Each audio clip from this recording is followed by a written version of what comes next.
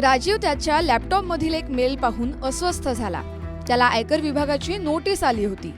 अस्वस्थ अवस्थेतच तो त्याच्या सीएला फोन करतो आणि आयकर विभागाकडून आलेल्या नोटीसची माहिती देतो. त्यानंतर राजीव सीएला मेल फॉरवर्ड करतो आणि यापुढे काय करावं याबाबतचा सल्ला देण्याची विनंती करतो.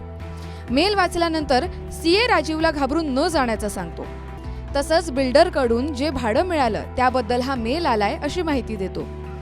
नुकतंच अशाच एका प्रकरणात आयकर विभागाच्या ट्रिब्युनलने करदात्याच्या बाजूने निर्णय दिलाय असं देखील सीए राजीवला सांगतो. त्यानंतर मात्र राजीवचं टेन्शन दूर होतं.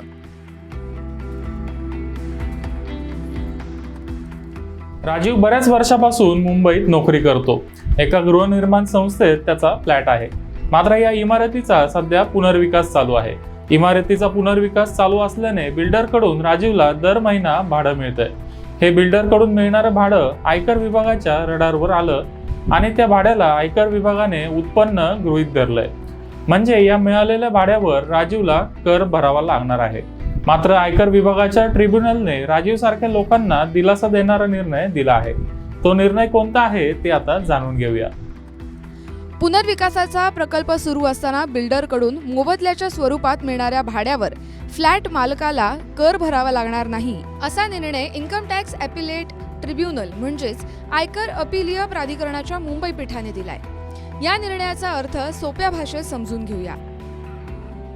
ज्यावेळी एखाद्या जुन्या गृहनिर्माण संस्थेचा पुनर्विकास करण्यात येतो म्हणजेच रिडेव्हलपमेंट होत असते, अशा वेळी बिल्डर सदनिकाधारकांना राहण्यासाठी जागा उपलब्ध करून देतो.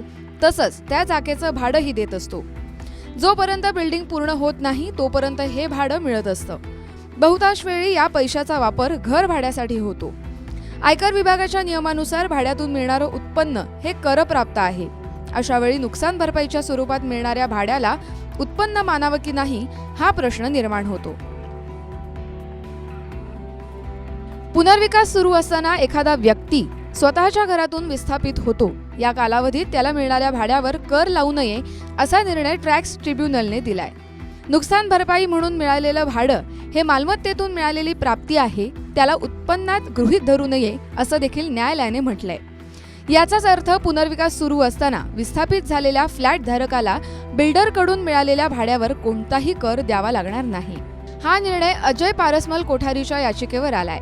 2012 ते 13 या आर्थिक वर्षातील कम्प्युटर आधारित छाननीत त्यांचं प्रकरण उघडकीस आलं. बिल्डरकडून नुकसान भरपाई म्हणून भाड्याच्या स्वरूपात 3,70,000 रुपये कोठारीला मिळाल्याचं आयकर विभागाच्या निदर्शनास आलं. मात्र त्यांनी या पैशाचा वापर भाडं देण्यासाठी केला नाही. आयकर विभागाने या उत्पन्नाला इतर स्रोतातून मिळालेलं उत्पन्न असं गृहीत धरून करप्राप्त उत्पन्न असं घोषित केलं.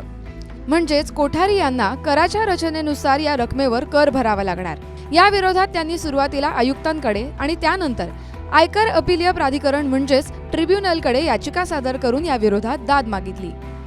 करदाता जरीही त्याच्या आईवडिलांसोबत राहत असला तरी देखील पुनर्विकासासाठी त्याला फ्लॅट रिकामं केल्याने त्रास सहन करावा लागत असल्याने नुकसान भरपाई म्हणून मिळत असलेल्या भाड्यावर कर द्यावा लागणार नाही असा निर्णय ट्रिब्युनलने दिलाय. इससे पहले एक और जजमेंट थी जिसको उन्होंने फॉलो किया, Devshi Lakshmi Dhedia versus assistant commissioner of income tax. ये मुंबई की ही जजमेंट है माननीय अपीलेट प्राधिकरण की. उन्होंने अपनी ही जजमेंट को फॉलो किया.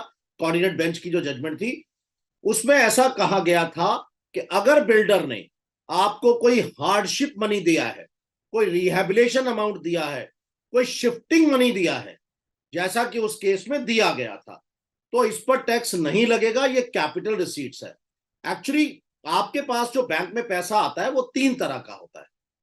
एक आपको आय होती है, एक आप किसी से कर्ज लेते हैं, तीसरा आपको किसी तरह से गिफ्ट या दान के रूप में आपको पैसा मिलता है. अब आय के जो 2 पार्ट हैं, एक रेवेन्यू है और एक कैपिटल रिसीट है. कैपिटल रिसीट्स इनकम टैक्स में टैक्सेबल नहीं होती है, उस पर किसी प्रकार का इनकम टैक्स नहीं लगाया जाता, जबकि रेवेन्यू रिसीट्स पूरी की पूरी टॅक्सेबल आहे. महानगरात जागेची कमतरता आणि मालमत्तांच्या वाढत्या किमतीमुळे बिल्डरसाठी पुनर्विकास हा एक चांगला पर्याय आहे. पुनर्विकासात जुन्या इमारतीच्या जागेवर नव्या इमारती बांधण्यात येतात.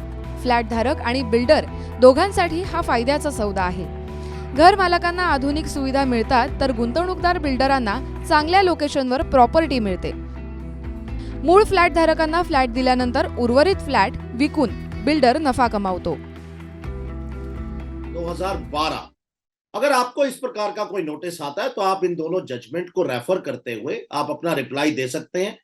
पर मैं एक राय दूंगा कि खाली इस पर भरोसा मत कीजिएगा.